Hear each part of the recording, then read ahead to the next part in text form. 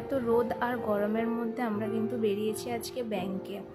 তো তোমরা তো সবাই জানো এখন লক্ষ্মী ভাণ্ডারটা অন্নপূর্ণা ভাণ্ডার হয়ে গেছে এবং তার জন্য একটা ডিবিটি ফর্মকে ফিল আপ করতে হয়। তো আজকে আমি যাচ্ছি সেই ডিবিটি ফর্মই ফিল আপ করতে। তো বেশ কিছুদিন ধরেই ভাবছিলাম যাব কিন্তু যাওয়া আর হচ্ছিল না। এক তো মেয়ের স্কুল ছুটি পড়েছে, ওকে ওর হোমওয়ার্ক করানো, দ্বিতীয়ত আরও আদার্স অন্য কিছুর জন্য। আর সত্যি কথা বলতে সবথেকে বড় ব্যাপার হচ্ছে আমি এই গরমের জন্য বেরোতে একদমই ভাল লাগছিল না। তো যেহেতু আমি 11টার সময় করে গিয়েছিলাম আর আমার যে ব্যাংকে বই আছে মোটামুটি 11টার সময় ব্যাংকটা বন্ধ হয়ে যায়, তো একটু আগে গিয়েছিলাম যার জন্য একদম ফাঁকা ছিল। ফাঁকায় আমি কিন্তু ফর্ম ফিল আপ করে জমা দিয়ে দিয়েছি। আর দেখো এখন বেরিয়েও যাচ্ছি, আর 11টা বেজে গেছে বলে ব্যাংকে তালা পড়ে গেছে।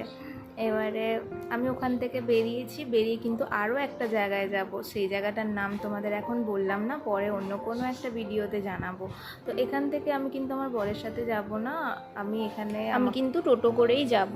আর টোটো ওখানে পাচ্ছিলাম না, অনেক কষ্টে অনেকটা হেঁটে যাবার পর কিন্তু টোটো পেয়েছিলাম। আর আমি যেই কাজের জন্য গিয়েছিলাম সেই কাজটা কিন্তু হলো না, আমাকে আবার বাড়ি ফিরে যেতে হচ্ছে, অন্য একটা সময় আমাকে আসতে হবে।